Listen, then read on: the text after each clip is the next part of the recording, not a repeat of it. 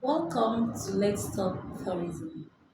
This is your go to space for culture, travels, and experiences.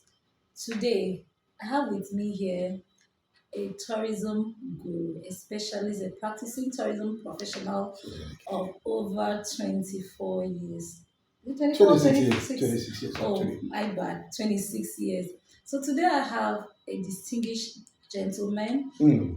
a fellow of the Institute of Tourism Professionals of Nigeria, a member of National Association of Tour Mm. Operators, and so many other portfolios that I cannot count.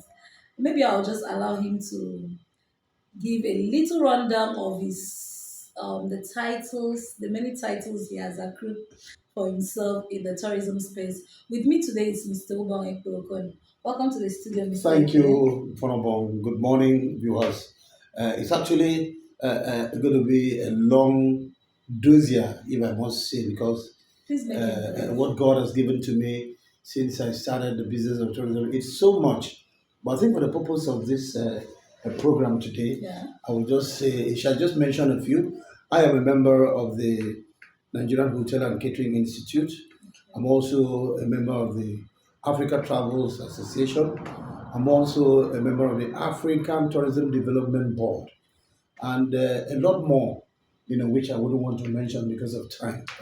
Okay, so it's good that most of the things you've mentioned are tourism related. And today, what we want to do is just to have a quick rundown of questions for you, and they're mostly tourism related questions. So we're just trying to get to know you. If we have to summarize most of your experiences and your work culture throughout the period of 26 years. So I'm just going to give you these questions as your way of giving us a little close up to what Mr. Ekpe entails. Okay. So my first question would be, if your life were a travel documentary, what would the title be? Come and see Akwa Ibom and leave. Come and see Akwa Akwa Ibom Ibom and and leave. leave. But that's a long title though. But I'm surprised. I was expecting maybe you were going to say something fun fact or something like to personalize it for yourself, but you are all Not out at all. Not at projecting your all. stuff. I am from Akwa Ibom State. I believe in Akwa Ibom. I know the future of Akwa Ibom State tourism is bright, and I know that with tourism we can do a lot more. Come and see Akwa Ibom and leave. And So leave. it's sounding like you have the tree of life planted somewhere in Akwa Ibom Yes, when State. you come to Akwa Ibom State, you see the beauty, learn the cultures, and you will live here naturally. You wouldn't want to go back because the state is so peaceful, it's very tranquil. We've got so much to share, so much to give to the entire world. So you come to Akwa Ibom State, you wouldn't want to go back, I tell you for free.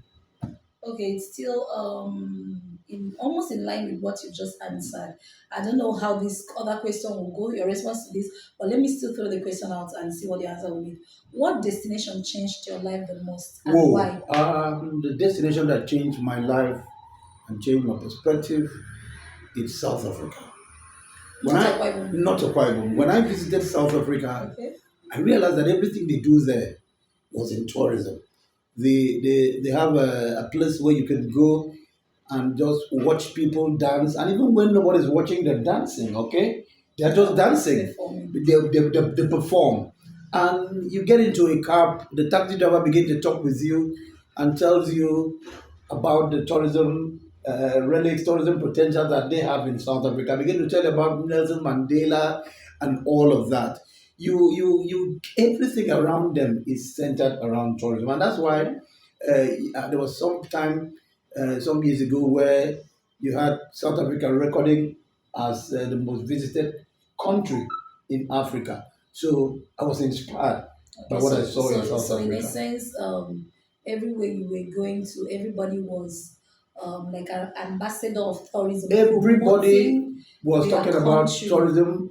These are guys. marketing. These are guys. You wouldn't see a South Africa wearing a shirt of somebody from Tanzania.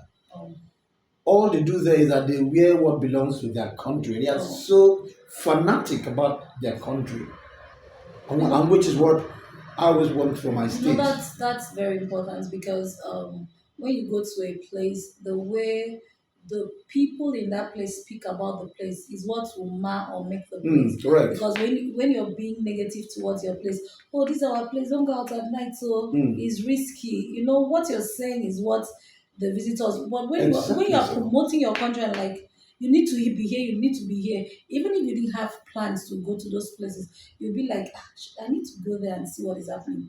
Okay, so my next question is, how did your journey into tourism begin? In one sentence, please. Whoa, Mfonobong, it's very One difficult. sentence, It's please. very difficult to Please talk it, try. to say it I in one sentence. know, I My tourism know. journey began when I was in Calabar. I worked Okay. with a man called High Chief William Duke. One day, he invited young men and women who are interested in tourism to come and see what they can do. So I went for that meeting and indicated a very strong interest. And Okay. after then, the story changed. So this is where I am. 26 years later, 26 years no later, regrets. no regret at all. Okay, that's a good way to venture into um, profession. And it's good that you didn't just, sometimes we have opportunities, let's say for instance skill acquisition, come and learn a trade, and just because people have had nice packages that are attached to it, they go into it, get the package, go back and sell it, they're not even interested. But for you to still be here 26 years Yes, later, 26 years. it Within these shows 26 years, that. in front of me, I must tell you, I have I've undergone some training in Okay. and out of the country. So it wasn't just that I started it and I became a guru. Yeah. I have gone through the ropes. I've been trained in and out of the country. I've been trained in South Africa, Sao Tome and Principe. I've been to the Gambia and all of that, Benin Republic as well. So for me, it was just a way of making sure that I remain focused on what I know. And I saw myself, getting the accolades from those who have taken on the tour. I told myself there was no need to look for something else. Let me stay put and keep doing what I'm doing. Okay. So my next question will be, what's the most unforgettable experience you've had while working Yes, I had the trip sometimes last year to Lekki Conservation center? Center, Okay. and there was this monkey that was coming up and close to me because I held the banana in my hands. So I even forgot it. I would have left that banana for the monkey. I hope it did So not jump on you no, or the something. monkey jumped on me and collected the bag of bananas that I had with me, and I regretted entering that place because my whole year, my bag was completely gone with the scratches from this monkey. You know, Yeah, that was a very risky move because I think growing up, all of us have known that banana monkeys eat and monkeys, bananas. Thank you. they are 5 and 6. Okay, so I'm going to give you three options. Looking at the question already, I think I know where your answer is going to tilt You to. can say that again. I can say that again. You don't even know what the question is. So my question to you will be, which of these feels more like home to you? Which, Beach, city, or mountains? whoa, I would prefer to walk in the beach. Walking in the beach, you're not just unwinding, you're walking into nature. The sun is very therapeutic. So are you The telling me wave, that the greenery of the mountains they are not are, they are. therapeutic? I've come to know tourism to be a business that you walk leisurely. My dear, climbing those mountains, I can tell you that for me, it's stressful. For me, as Mfonobong Akpainyang, Okay, it's very stressful. So I prefer, to walk within the beach. so we have different aspects of tourism. And I am Absolutely. sure you are aware of ecotourism, right? Yes, And you ecotourism. know that mountain climbing and hiking falls into that category, being Absolutely. one with nature. Absolutely. And you know that climbing those mountains, it burns calories, it's good for your health. Mm. So aside the walking on the beach, are you also thinking of, oh, I need to lose some calories, You I also need walk to on the beach and lose calorie in Mfonobong. You can do the so hiking yourself. so I mean, it's something I'd like to try. And of course, let me also appeal to you in your next hiking. I should call you Let me out. because I want to have the experience of hiking. So Yes. I love the beaches, I love waterfronts, I love the sun, I love the feel of the sun under my feet. but I also love hiking. I want to try So this. that's why I'm I advocating want to try for it. the mountain I want climbing to try here. it. Okay, so next time my group is going for a hike, I'll Certainly, definitely call certainly, you. certainly, I'll be Please there. don't give me an excuse Not because at all. that was why Not I was for this laughing. time around. I tell you for free, That's why I I will was do the hiking. laughing I immediately know. because I knew that there is nothing that will make you mention a mountain. So what if you were using a cable car to go to the mountain? Oh, Because of that's what you course. should have thought of. You should have thought of different perspective to getting to the mountain. You've just mentioned cable cars. Exactly. Yes, but cable car, it's you're running on a motor. Yeah. You're running on a motor. So it's not taking your strength, What you and you see is enjoy you're just what you are seeing seeing the on scenic your. environment. You're overlooking it, That's what I'm and that saying. itself is wow. So But wait. So you didn't need to jump on the question. You not would as have looked at it different you, perspective to thank it. you, Let's move forward then. thank you. Okay, so what has been one of your biggest travel mistake, and what's the lesson you learned from it? As I told you earlier, I was not allowing the monkeys to collect the bananas Okay, before then. So I have learned that when you get into an environment, study the environment okay. so that you don't make mistakes, and that is what I'd like to do some of the time. I'm sure the tour guides must have told you something about Yes, the banana yes, and I monkey, recall the and you tour guide forget, telling me, but and you forgot honestly speaking, I didn't it. remember. I was thinking I was going to get into the wilds to see if we could be throwing those monkeys, throwing the bananas. Or were you expecting to have a close contact with the monkey first before you go? Yes, But you don't know that they've sensed it a long from distance afar, from from afar. That's what where the you tour were. guide said, Okay, actually. okay.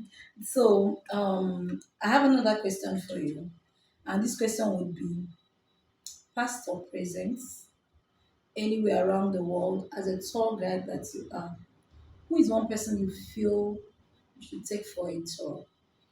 You should give a guided tour. Who is that person that I feel I should take forward? Yeah, So just one person. I would like to take His Excellency, the Governor of Akwa State, Pastor Omo, on a tour. What's your reason for that? And the reason is that he is a tourism enthusiast, Okay. having owned hospitality industry and persons working under that ecosystem.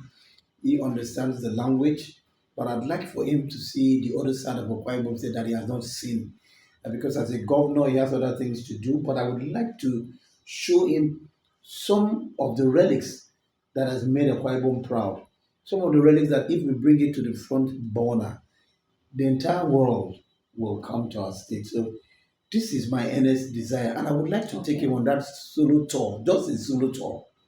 Okay. So basically to show him the tourism prospect of Akwa Ibom State. The one that I Whether call it's the low hanging fruit that can spring up so much wouldn't, the tourism okay. Okay, let's ecosystem. move forward, please. So my next question is, in your own words, aside travel, aside tour guiding, what does tourism mean to you? Tourism for me is life. Tourism for me is everything. Tourism for me is wow. Tourism for me is spiritual. Tourism for me is everything you can think of. Okay. Tourism is everything you can think You of. can That's think what of. I got from your definition of Correct. tourism. So basically, tourism means different things to different people. So, however, the perspective you are seeing tourism, That's that what is it what it is. means to you. Okay. My final question to you would be, in just 3 words, describe your journey. Just 3 words, please. My journey, I'd like to describe it as one, resilience, inspirational, focus. Resilience, Inspirational, inspirational, focus. focused. That's very important because you have to be resilient to keep pushing for 26 years and counting. So thank you so much for sharing your story with Thank us you. today. And this has been Let's Talk Tourism, and I am your host, Mfonobong Akpainyang. Bye for now. See you some other time. Thank you so much, Bye. Mr. Ekpe, for Thank coming you, today. Mfonobong. It was a pleasure having you. Have a great day. Bye.